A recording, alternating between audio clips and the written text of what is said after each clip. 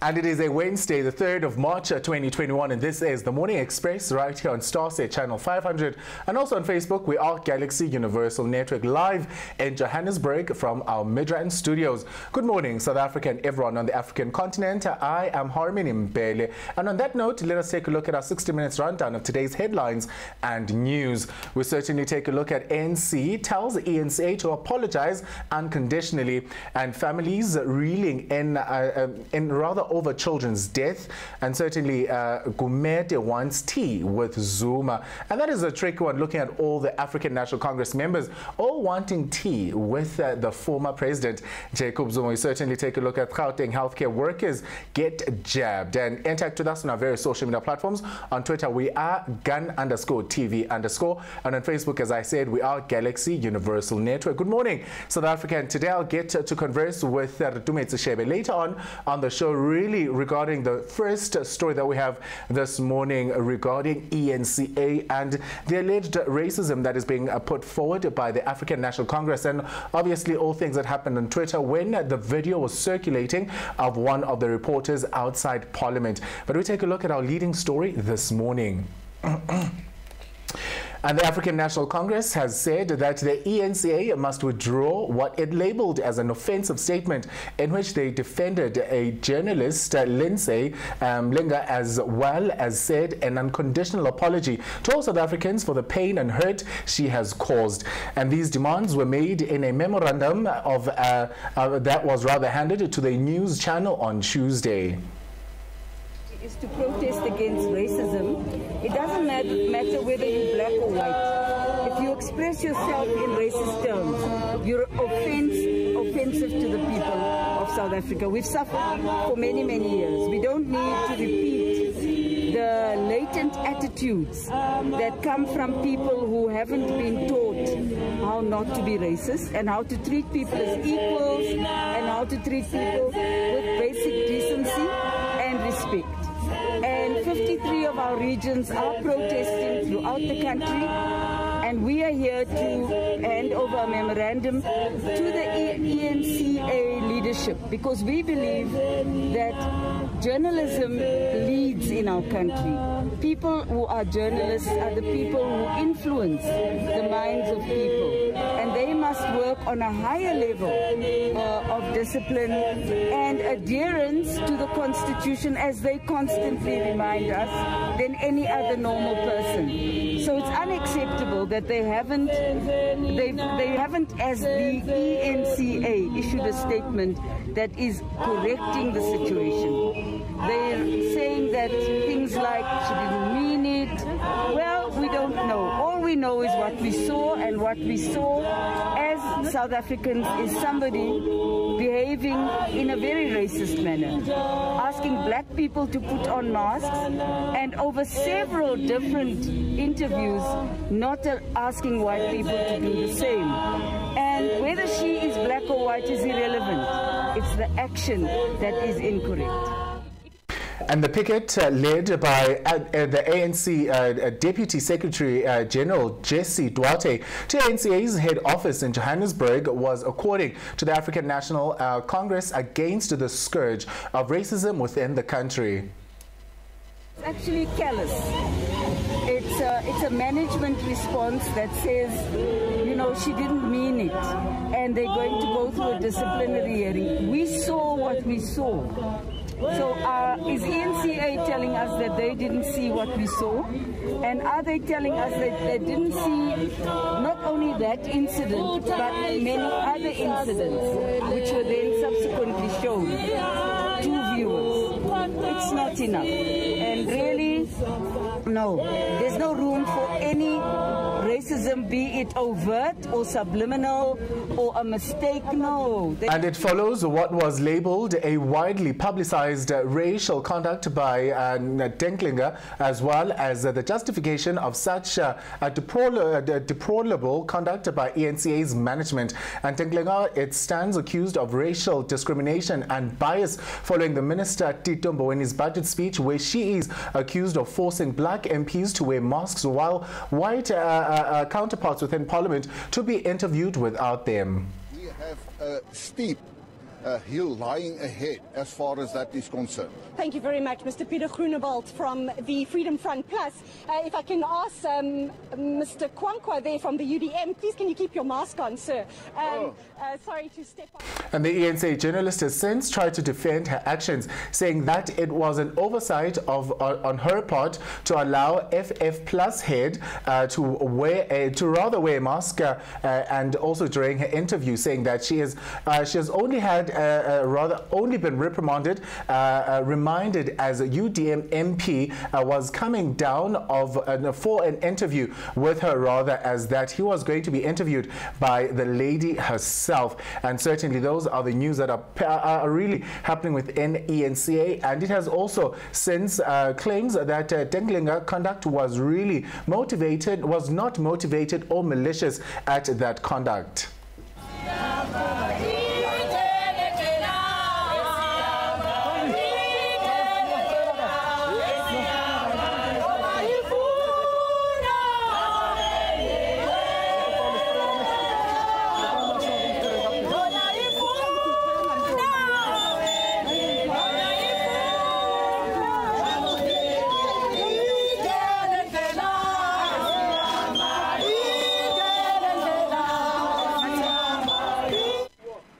Today, we want to say to, I'm sorry, I just have to read the name of the kindly gentleman, Mr. Munjelele, who is the Managing Director of ENCA. We thank you for coming out to accept this memorandum. But we want to say to you, we won't read the whole memorandum, that we are extremely disappointed, sir, with your response to what the whole world saw over and over again, where a person that is in your employ, not only once, twice, 3 times, and on other occasions as well, interviews a black person and say, put your mask on and cover your nose, you know. But when they interview a white person, it's okay, because corona is a black person's disease. And that is the attitude of your management, unfortunately. Because you say she didn't mean it. How do you know that she didn't mean it? What influence have you had over this person's understanding of her role as a journalist? This is why we're here. We are not here to fight you. We are here to say it's time for you to transform. Yes. As you consistently preach to us that we must transform, we're saying to you, practice what you preach. And you yourselves must take this person through a process of rehabilitation. And you must be able to come to the world and say, she is now rehabilitated, but she's not the only one. Yes. Because you have numbers of journalists here who are white, who have a problem with black people, simply because... The memorandum was received by ENCA's Norman, outside their offices. I think on behalf of ENCA management, as the captain of the team, we accept this memorandum, and we hear the demands that... Please speak a bit louder, sir. Yeah, it's overpaid. Your journalists are going to say... I'm mumbling. Put it there. No, I'm saying thank you very much, DSG, and all the people who are here. I want to accept this memorandum on behalf of ENCA management as the captain of the team. And I want to give you our commitment as ENCA, as I said yesterday, that ENCA does not exist in a vacuum. ENCA exists in South Africa, which is a constitutional democracy, and ENCA commits itself to contribute to building a non-racial, non-sexist, united and democratic South Africa. And we will do everything possible within our powers as the ENCA to ensure that we transform, to ensure that our journalists, our management are aware of racial issues in the country, We understand that's a very sensitive issue of race and race relations. And as yesterday I've said, I've committed that we will have programs that we're going to be implementing that touches on our journalists, be it round tables and all of those things. We hope that you will be willing, DSG, when we invite you to come for those kind of discussions. We will at the ENC. We'll commit and we will be able to respond to the demands that you've given to us. Thank you very much. And we also want to thank you for the spirit within which you have demonstrated and picketed outside here. We really want to... And certainly two Mamelodi families whose children drowned in a quarry said that their lives could have been spared had the construction site been properly secured. And the boys aged 4 and 7 were playing when the tragedy occurred on Saturday. And the Gauteng Road and Transport Department, responsible for contracting the implicated construction company, launched an investigation into the matter. And the families are reeling after their children drowned at the same construction site. Community members here in rather shrinking Mountain View have been complaining about for some time now. And the families are adamant that 7-year-old Siabonga Madila and 4-year-old Lawrence Trenu could have been alive had the construction site been secured. Team of legal people representing those families, and the very same legal team is the one that is working on the Lily Mine matter. Actually, you're aware, more than 5 years ago, 3 of our black family friends collapsed in a mine where there were negligent mining. The container collapsed. That's why we don't take it as an accident. But to our surprise, for the last ever before I came into the picture. And Police Minister Decoder said that authorities hoped to secure more arrests following the murder of 2 police officers. And 46-year-old Sergeant Makonzo Motogo and 28-year-old Constable were killed on Sunday. And certainly those are the sad news that the minister shared.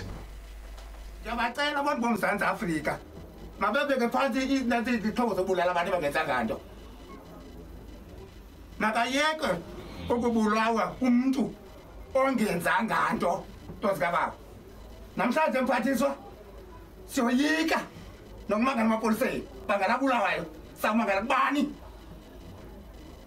akabendivala kahle baba urhulumente wethu makame ngenyawo mangagunya ngombona ngamakhasa into yokusela kwakho umuntu nokufina umuntu wase-South Africa silivotele lizwe lelethu masingadlali ngalo ndiyaphela kwendaba. And while visiting the families of the SAIL officials, Decoder said that the man accused of killing was one of the 4 people who were taken in for questioning. And Decoder added that it doesn't matter how they are found or where they are found, but police will have to bring them in dead or alive and make sure that those people get punished. And last week, as police shooting range, the minister had said that those who are responsible for these murders should be brought to book. Members of the South African province, South African Police Service members that are in mortuary here in this province, as we speak. Starting with one of them from here, the lady will be visiting the gentleman that we were together, and we know somebody was killed at Mpangen, somebody was killed that will be buried on Sunday at Kwakemba. So that tells you that we have a problem that we'll have to face and respond to it. You can't have 4 members of the service that are in mortuary in the same time. That's a call that we must make to the community. But more than the community, here we have the leadership of the province, both the MSC and the acting PC, and quite several high-powered officials. The head of the CI here, the head of the Hawks, by procedures. When the police are killed, their cases are investigated by the Hawks. So the head of the Hawks and the police. We had a meeting before we came here, we took an approach that we don't have an option of finding or not finding them. We have one option. We have one option on this one, that we'll have to find them, dead or alive. We'll have to find them. Somebody will have to bring them, make sure that they surface. If we're unlucky, we'll have to find out what happened. But if we're unlucky, we might not know what happened. But we should have found them. Whether we hear what happened, whether we don't hear what happened, but the option of not finding them. And certainly with more news and updates after the ads are right here on the Morning Express. Make massive moves. Picture perfect, you don't need no filter. Another one.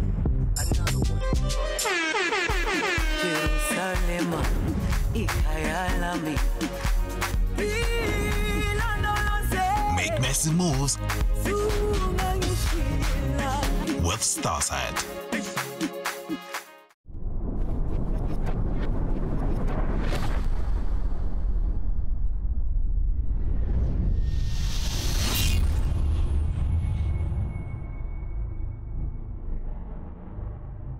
Galaxy Universal Network, inspiring Africa, making global impact. Make massive moves. Bible is human and divine. It's important for us to remember. And I'm part of God's story. Yeah, mama, mama, hey. God is healing you. God says what he means, and he means what he says. God is good. I am very grateful to God. I am healed. Amen. Make massive moves with Starsat.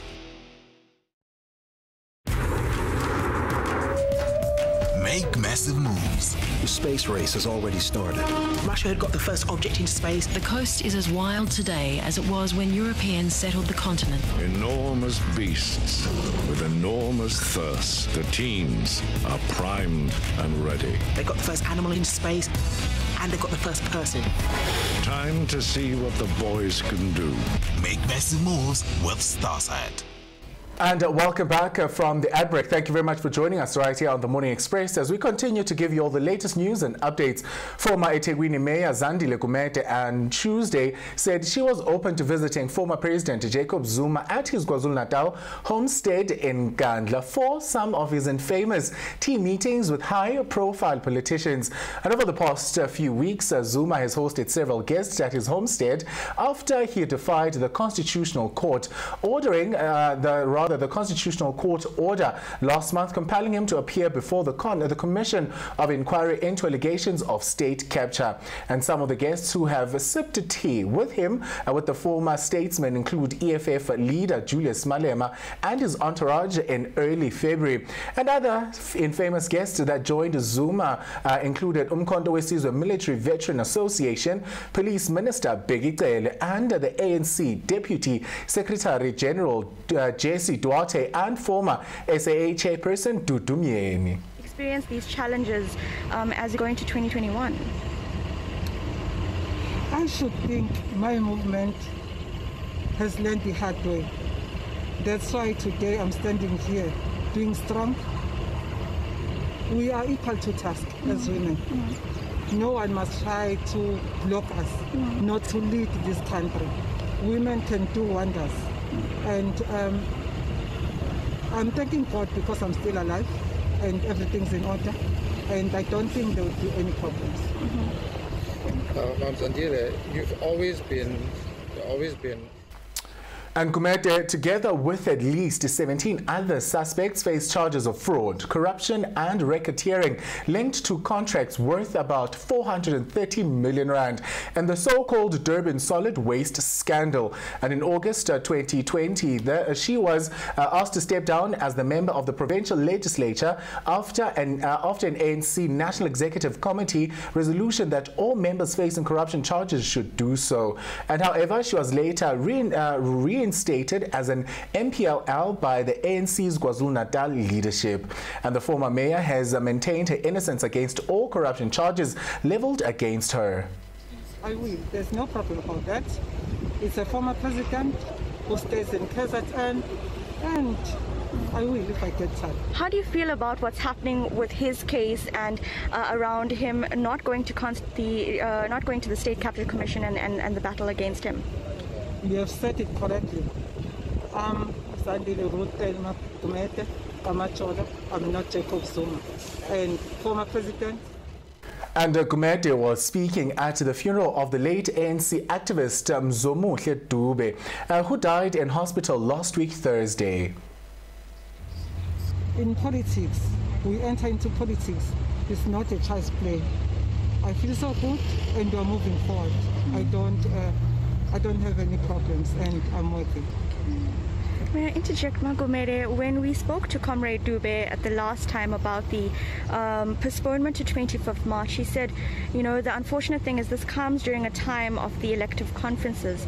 How is the court case impacting your way through the elective conference, especially for the eThekwini branch? Remember what the Constitution of the African National Congress and also of the country says: a person is not guilty until he or she is proven otherwise. I still maintain that, and I don't think we'll have any hassles. Do you believe? And the first person to contract COVID-19 in Gauteng has watched her doctor receive his first dose of the vaccine. And the province has opened an additional vaccination site at the Charlotte Maxeke Hospital, which is where the patient was admitted last year. And Glenn Michelle was admitted to Charlotte Maxeke Hospital in Johannesburg on the 7th of March 2020. My name's Glenn. I was admitted to Charlotte Maxeke on the 5th of March, or sorry, the 7th of March, and I had Dr. Zamperini that looked after me. They were absolutely amazing. The whole nursing and admin staff were phenomenal, and if I ever had to get a strain again, I'd be happily to go back to the hospital. They were absolutely amazing. And how are you feeling now? Yeah, absolutely perfect. I had was sort of long COVID, so I did suffer quite a bit, but also the stress. At the time I was asymptomatic, but it was more the stress that I sort of affected me more than sort of issues with COVID-19. And are you ready for your vaccine? I am.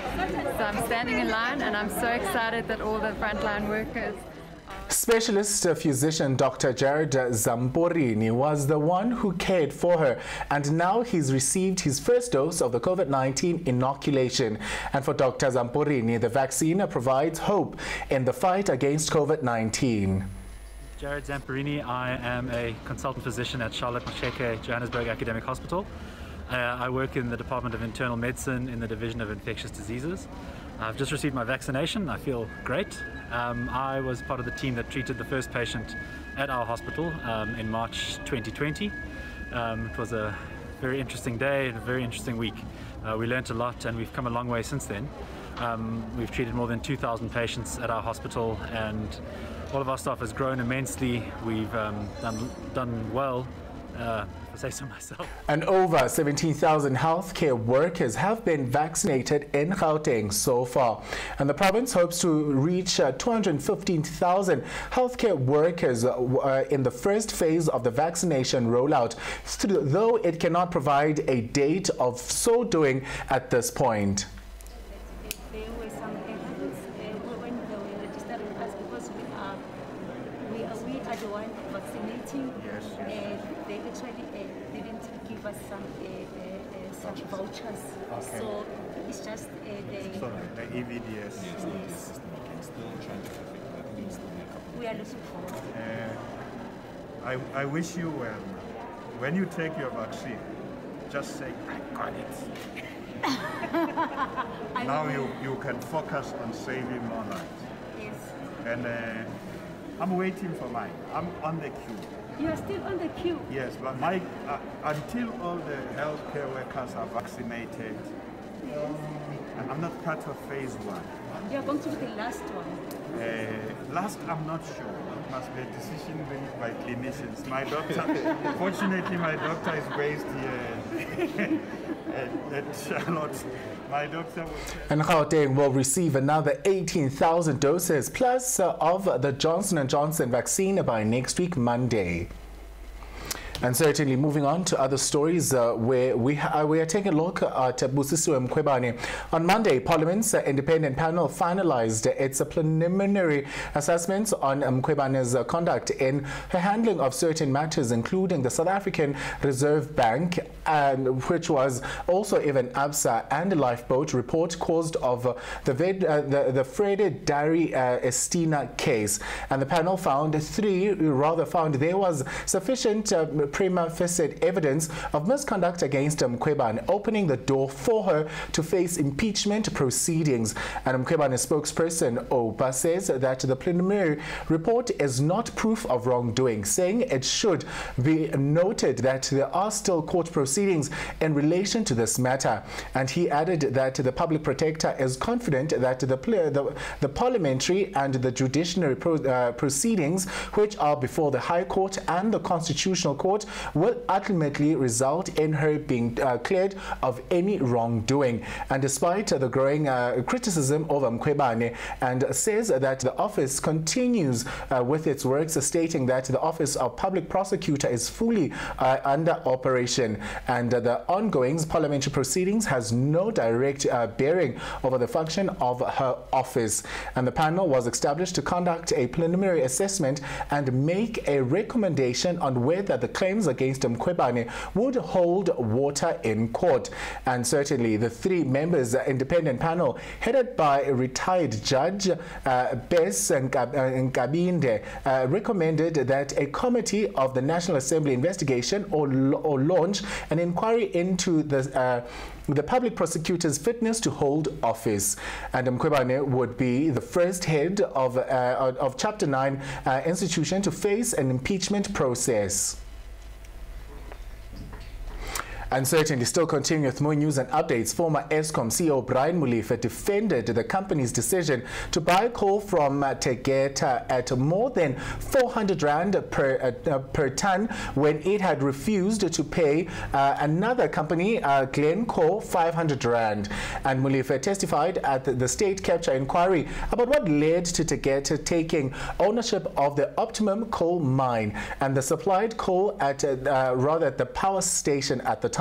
And Eskom had refused to increase prices from 150 Rand per ton to 503 Rand per ton. And Molefe said that Glencore was not forced to sell Optimum coal mine, but it did so on its own accord, and refused to conclude an arrangement that was already in motion when he became CEO, when Glencore was pleading that the price increase should save it at the time. And they gave it to you, get feedback and come back to them. It's not me. No, and I'm saying to you, Mr. Sileke, that yes, the mandate was not to get feedback. The mandate was to deal with the matter. I mean, getting feedback as an instruction from the board, the CEO, just go and get feedback. I mean, that is a clerical function to get feedback. I was a group chief executive. I had to look at the matter and deal with it decisively, which is what I did. But to add, Mr. Sileke, tell the chairperson. The agreement, Chairperson, the agreement that you refer to, I subsequently discovered, had been signed by an official who did not have authority to do so in the first place. We don't know who that official was working for that had agreed to this proposal being brought to where it was. We did not have we did not know who the official had been working for. The agreement had never been to the board before it was signed. The implications, the financial implications, were such that the size of the transaction that was being proposed to be done was so big that that official did not have authority. And Mulife said that the price increase at Optimum wanted was preposterous and illegal at his own duty was at Eskom. And certainly, yet the power utility agreed to pay Tegeta almost the same amount. And Mulife denies that companies not favored by him were rather elbowed out of bidding for the entire rollout. You can respond, yes, in the context of them saying, don't look at the price in isolation, look at it in the context of Eskom's delay in acquiring the piece of land. So we can move on. My understanding was, as the contract was coming to an example, their price demand was 1,300. And in addition, they wanted us to buy land to give to them. That was their demand. They're demanding that we should buy land and give it to them. As a client. There's a cost plus mind. Yeah. Yeah, we must buy land and give it to them, which is what I was uncomfortable with, especially in the context of land redistribution and so on. Why do we buy land and give it to these guys? Now, Mr. Slick, price. There is no price unless there is a willing buyer and a willing seller. So you can't say that the price was this much if they had done this and this and that, when nobody was prepared to pay that price. The fact that somebody has demanded a price does not mean there is a price. There's no price. The price exists when there is a willing buyer, willing seller. An indication of the market price at that time for the coal that was going to Anod was in fact the agreement that we had reached with the 6 small suppliers, which was... And certainly with more news and updates right here on the Morning Express, we'll be back after this. Make massive moves. Picture perfect, you don't need no filter. Another one.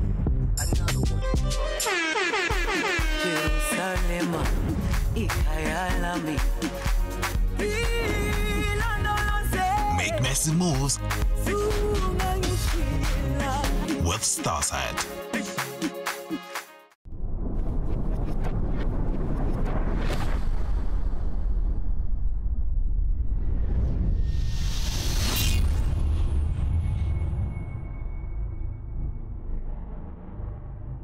Galaxy Universal Network, inspiring Africa, making global impact.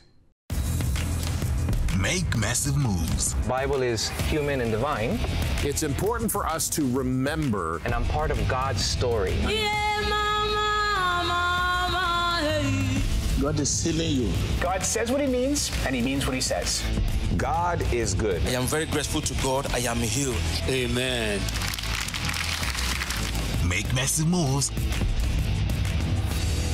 with Starsat.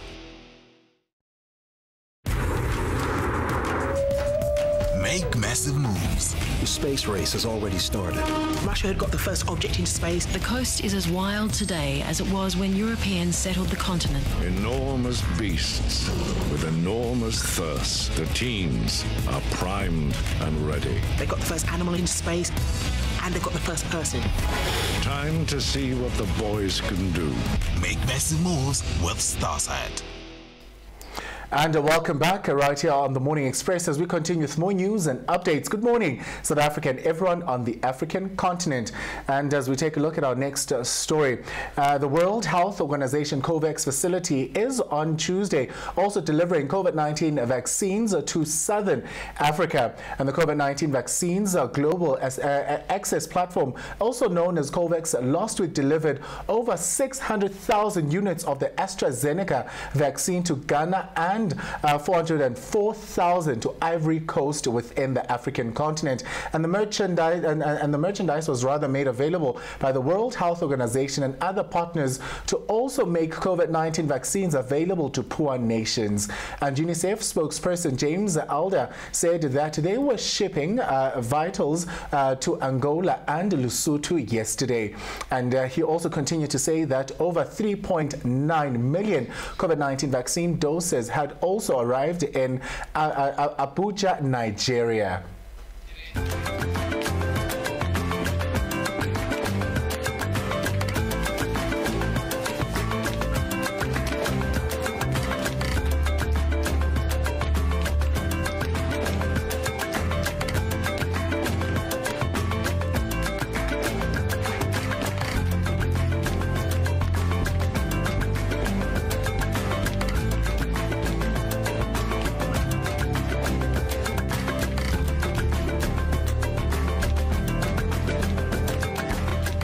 And Britain has called for the UN Secretary Council to meet on Friday. On main diplomatic source told AFP. The security force have steadily stepped down the use of violence against anti-coup demonstrators in the southern East Asian nation. And authorities fired live round ammunition and tear gas at protesters again on Tuesday, leaving at least 3 people critically injured as international pressure has grown since the military on the 1st of February ouster of civil leaders Aung San Suu Kyi within that region. And the African Union meeting would be behind closed doors under London's proposal, and sources said at this point, rather discussing all these point bulletins as were council discussions on a daily after the coup. And soldiers and police have steadily stepped up their use of force, deploying tear gas, water cannons, rubber bullets, and increasingly live rounds ammunition after weeks of mass protesters on the ground. And on Sunday was rather a blood heist day since the military takeover, with the United Nations saying at least 18 protesters were killed across the country, and AFP independently confirmed 11 deaths.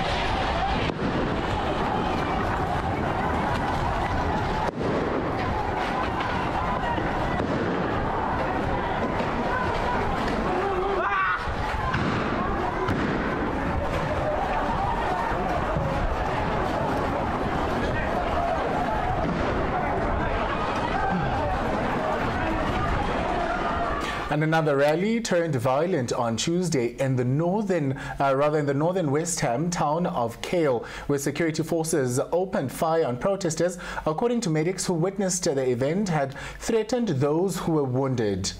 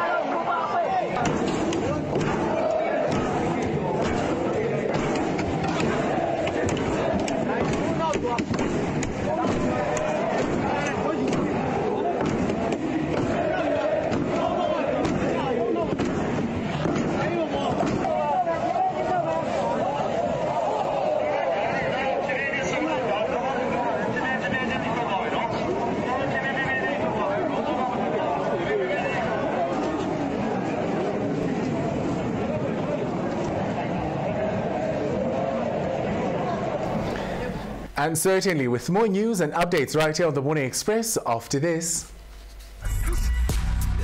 Make massive moves.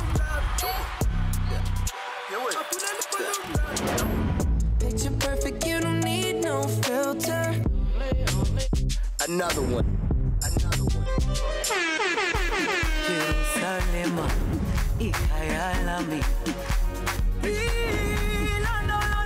Make massive moves with Starsat.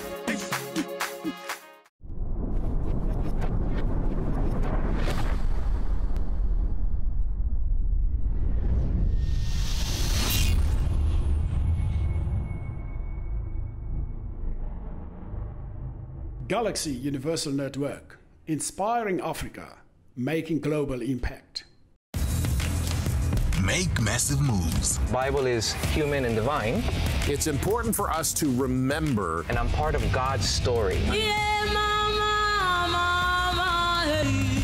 God is healing you. God says what he means, and he means what he says.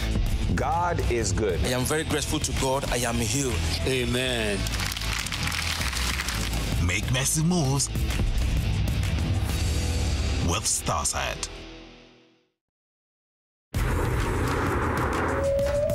Make massive moves. The space race has already started. Russia had got the first object into space. The coast is as wild today as it was when Europeans settled the continent. Enormous beasts with enormous thirst. The teens are primed and ready. They got the first animal into space, and they got the first person. Time to see what the boys can do. Make massive moves with Starsat. Make massive moves. Isn't that your daughter's bib? But the truth is, I feel like Arabella's always with me. Don't you ever forget this man's face. He killed your brother. Don't shoot! Please don't shoot! Don't shoot! Make massive moves with Starsat. I want you to eat healthy food because it's delicious. Make massive moves. Would you like another one? I love it. I love this too. This is amazing. The grits are so creamy. Oh, I take pride in my grits. so flavorful. I think that looks wonderful. Yeah. It's so incredible.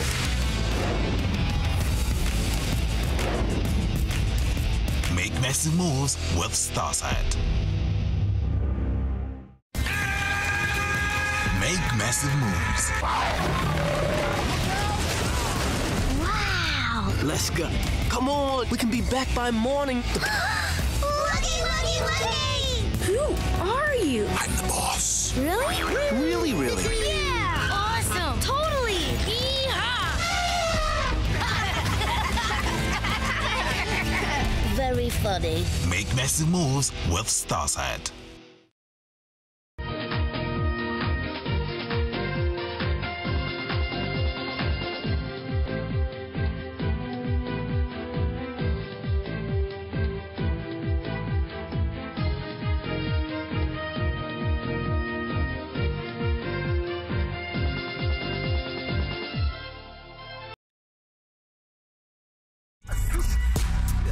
Make massive moves. Picture perfect, you don't need no filter. Another one.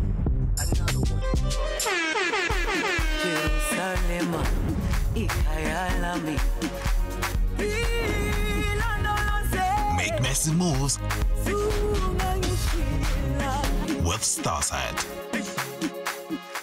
Anger boils over in El Dorado Pond. Make massive moves. Corruption allegations have hit too close to the office of the president. America is crying out for leadership. I'm the president and you're fake news.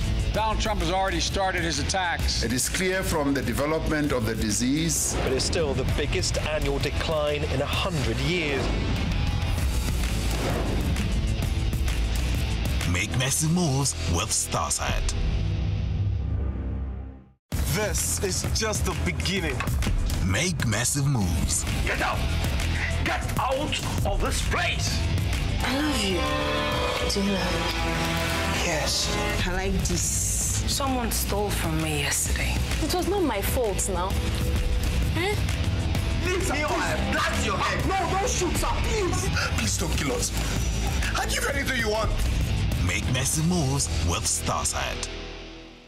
And welcome back from the ad break. Thank you very much for joining us right here on the Morning Express. At this point, I'm going to be joined by the long await of the journalist REITUMETSE SHEBE, all the way from the Val, who covers multiple stories and who's also a pioneer in her own right. Good morning. Thank you very much for joining me, REITUMETSE SHEBE.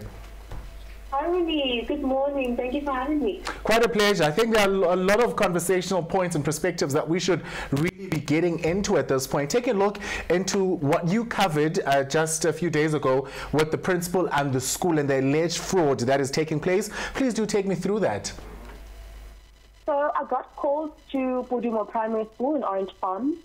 The community just got to the point where they've had problems with this principal since 2016. Yes. And now it got to a point where they just felt like their grievances must be heard. Yes. So they organized a peaceful march to the school. They wanted to, speak to the principal in person so the principal could be aware of the problems they have, right? Now, what happened there? We got there at 8 in the morning, and the gate wasn't open the entire time. So we were outside, locked outside, and the principal didn't even come in and address us. And actually, this part is not in my story, but what then transpired is that a member of the community jumped the school gate, went inside the school, the principal's office, and came out grabbing the principal, literally by his neck, Harmony. And in that moment, I don't know what happened with me, because as much as I'm a journalist, I felt like I'm a human first. And I felt like I wasn't going to stand there and watch this person being abused and record it and say, I played my role as the media. I literally forgot. I put my camera down and I had to go stop him because I wasn't there to document violence. As much as, the grievances weren't being heard, as much as this person was literally locking himself in the room and choosing not to speak to them, it didn't give them a right to invade his privacy and go talk to him forcefully. Definitely. So, but REITUMETSE, what is the core root of the problem at this point? Why was the community outside the school? Why was the protest even taking place? What really happened for them to really initiate that process to go outside the school to protest? Right. So what happened is that they are alleging that the principal has been involved in some very shady dealings. This includes the misusing of funds. Apparently, a COVID-19 relief fund was released to the school, and all that money literally went into the principal's pocket. So there are a lot of funds that are going missing. The school is not being maintained properly. You should see the school. It's in such a bad state. And also, the biggest problem was that the principal hires people from outside their area, and they are not even aware of any vacancies that are at the school. So that was the biggest problem. That when there is maintenance being done, it's not being done by them. There is an external contractor that is paid when they are there, and they can just do the job. So that was the biggest problem, is job creation. And also the fact that the principal mentioned that he won't be hiring them because they are disrespectful. So they just needed to iron out a few issues, and they weren't given that chance. So that's why we were there. But I have gotten word from that story. They are having a follow-up meeting today at 1. Unfortunately, I'm not going to be able to be there, but I will get feedback and then I'll revert back to you. Well, thank you very much. Please do keep us updated in terms of that. Really, it's a big one, also knowing that learners too needed that PPE funding that came into the school for sanitization, to make sure that learners are given masks when the school can buy, even knowing that the SGB is allocated a certain amount of money to really maintain and work throughout the school and really keep it in good conditions for the learners too. But continuing on the same conversation on learners, on journalism, on you being present there. Take me through what ENCA, the journalist, Lindsay at this point, the ethics of journalism, were they conducted accordingly? I mean, we saw social media going outrage on Twitter when that footage was going up and down on social media. And yesterday, the African National Congress, it was spearheaded by Jesse Duarte, the Deputy Secretary General. How is everything in that regard happening? I mean, take me through the ethics part of it. As a journalist, I'm very disappointed in what happened there. She has 21 years experience, and I honestly feel like she should know better. So for someone who is as equipped as she is, she should have been able to handle the situation in a much better way. I feel as though it's not her job to tell people to wear masks or not, as long as she's wearing one. When I cover all my stories, I literally have my mask on the entire time. So when I get close to someone and I say, can I please talk to you, I'm always behind the camera to ensure a social distance between myself and the person speaking. Also, as journalists, I just feel like now people don't trust the media at all. Because now it's like the person who was supposed to uphold the highest standard of ethics, the highest standard of journalism, the highest standard of reporting, literally went and did the opposite. And I feel like in that spur of the moment, she revealed who she really is. And we all saw it. And it's so interesting that what happened in such a short space of time is now affecting her and her employer's reputation to this point. But what could have been done, REITUMETSE SHEBE? I mean, you also are a journalist. You did go to school. You do have the qualification, and you've been reporting very widely. You've been nominated in a few of the prestigious awards within South Africa, even as a journalist. But take into consideration what could have been done. I mean, the footage is out within South Africa. People are consuming it. They are retweeting. They are sharing it. Their opinions are really valid on social media. It's a hashtag. It's going on as the African National Congress went outside the offices to really go to have the conversation, to hand over the memorandum. What could have been done in that situation to make sure it does not escalate to where it did? I think at this point nothing can be done. What they can do is take accountability, full responsibility of what happened. In her apology, I honestly feel like she showed no remorse at all, because she's still not hearing us. She's not apologizing for what we want her to apologize for. She said things like she's not white.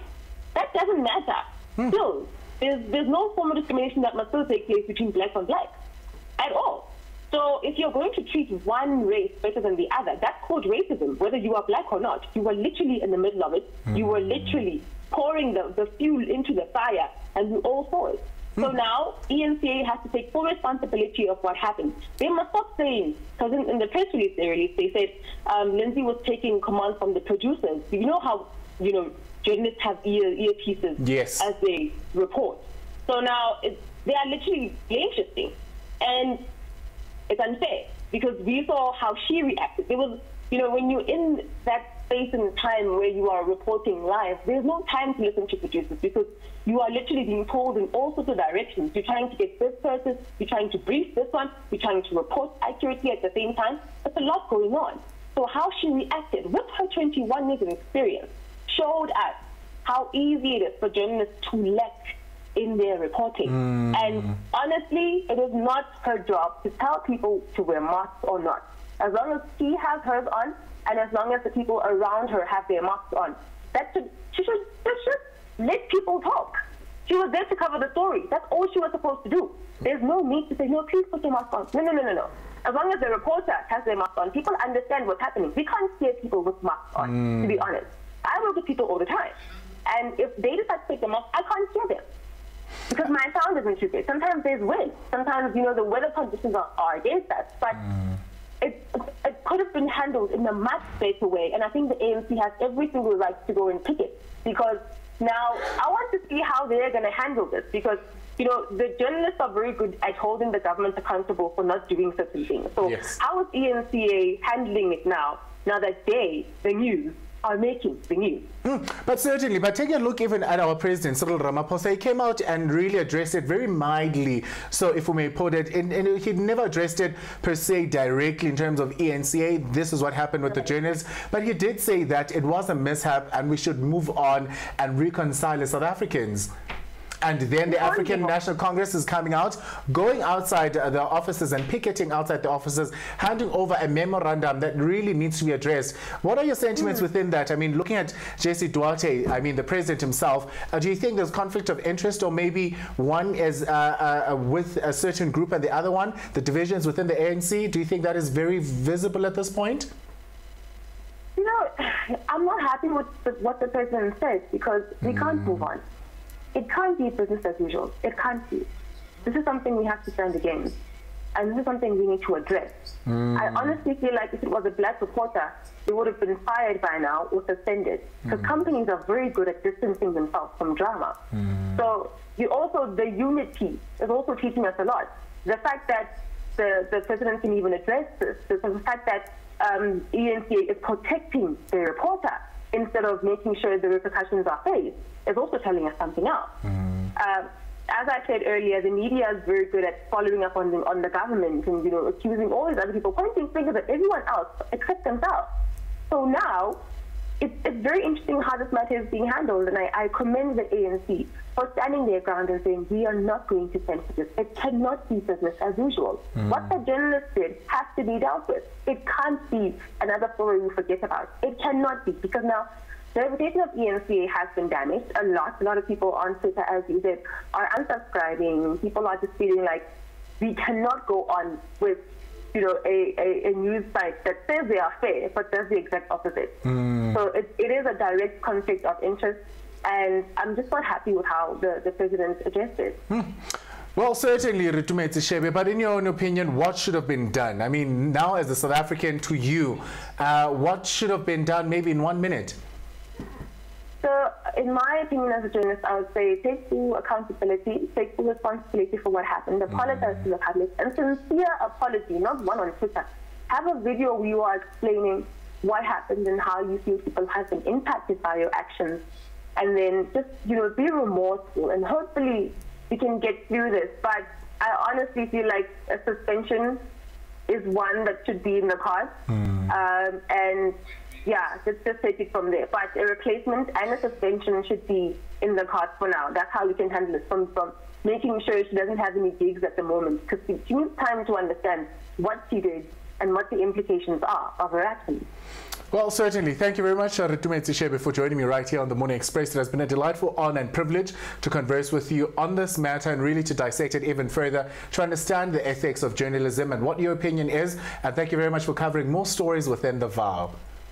Thank you so much, Harmony. Thank you. Have a good one. Well, South Africa, right here on the Morning Express, we continue to give you all the latest news and updates, making sure that you are up to date with all things happening in South Africa and throughout the African continent, even further abroad, overseas, right here on the Morning Express. But for Galaxy News from the Morning Express desk, I am Harmony MBELE. Good morning. Have an amazing day.